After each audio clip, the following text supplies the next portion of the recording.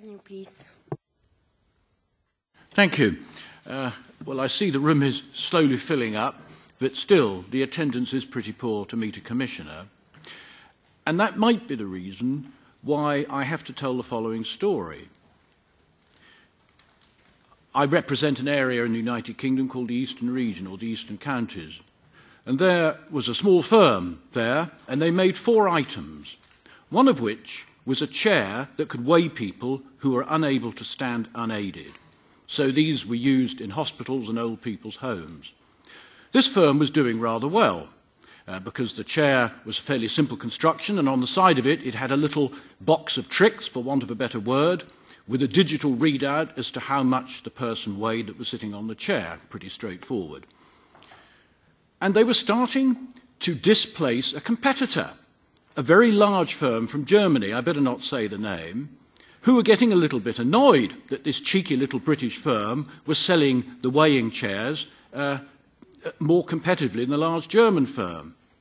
So the large German firm leant on the Commission and said that for health and safety and accuracy reasons, this little box of tricks must be able to withstand the force of an industrial electromagnet.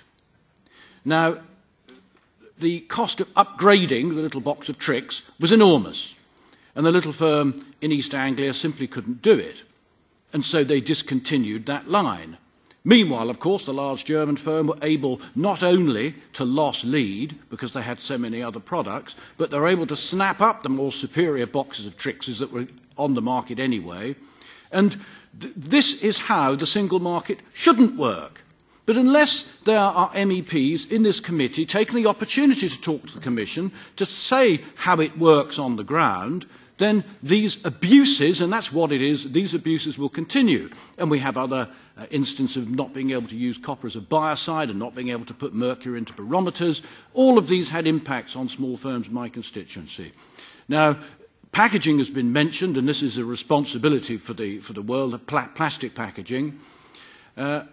I'm, of course, just becoming a little bit worried now that post-Brexit, whatever packaging British exporters use will never be quite right for single market rules. And, of course, that goes on to third countries. So what are the Commission going to do about cheap plastic packaging on imported goods which European producers and manufacturers are not allowed to use themselves? Thank you. Mr. Agnew, I don't know that well your proposal, or your example of a small British company acquired by a German company, but and I don't have that much to say about it.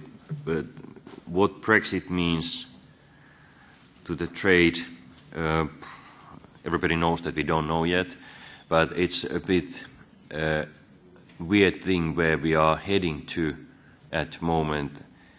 The future trade negotiation between UK and the EU is the first trade negotiation ever in any part of the world where we start negotiating worsening the situation in trade. So normally in trade negotiations you try to get better trade environment, but this time we try to make it worse.